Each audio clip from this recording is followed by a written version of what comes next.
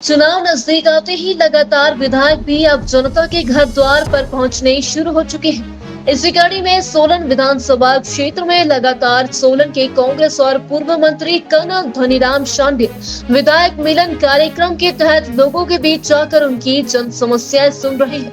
गांव-गांव में जन समस्याएं सुनने के बाद विधायक सोलन के वार्डों में भी विधायक मिलन कार्यक्रम शुरू कर चुके हैं।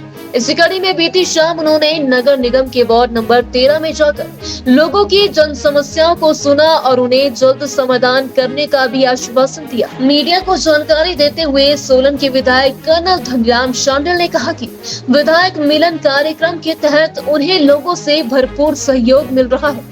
गांव-गांव में विधायक मिलन कार्यक्रम होने के बाद अब वे सोलन शहर के वार्डों में लोगों की जन समस्याएं सुन रहे हैं। इसी कड़ी में बीती शाम शहर के वार्ड नंबर 13 में वे पहुंचे, जहां उन्होंने लोगों की समस्याओं को सुना।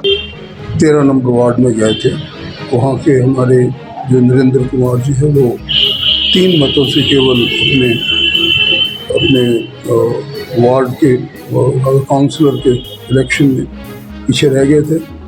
दुर्भाग्यपूर्ण था उनके लिए, परंतु लोगों का हौसला देखकर, लोगों की संख्या देखकर और लोगों की जो भावना उनके प्रति और उनके नेतृत्व के प्रति देखी गई, वो अच्छी प्रशंसनीय बात रही। मुझे अच्छा लगा कि लोगों को अभी तक भी उनके साथ जुड़े हुए हैं और विकास संबंधी समस्याएं भी, जो वहाँ की 4-5 समस्याएं थी वो जिनको हम निपटारा कर सके या जिनको हम जो थोड़ी ज़्यादा महत्वपूर्ण थी उनको बाद में भी अटेंड करेंगे।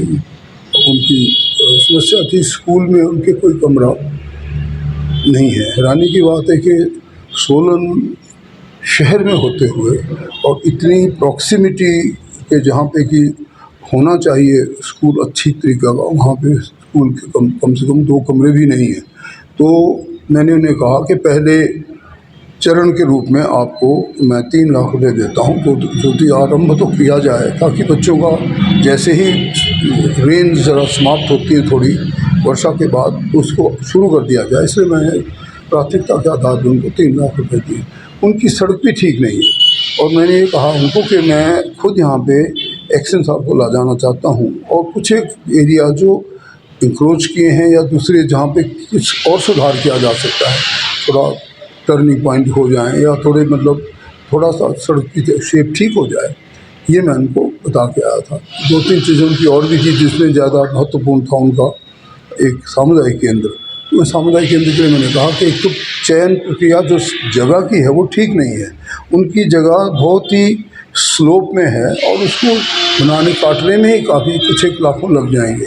तो वो चयन प्रक्रिया ठीक हो जाएगी या फिर वहाँ पे ही अगर बनाना हो तो हम और धन का उनके प्रावधान करेंगे। हर एक वार्ड में मैं चाहता हूँ कि एक पार्क की जगह देखी जाए ताकि बच्चों को खेलने की सुविधा प्राप्त हो और उस और भी मैंने उनको कहा कि वहाँ के लोग ध्यान देंगे।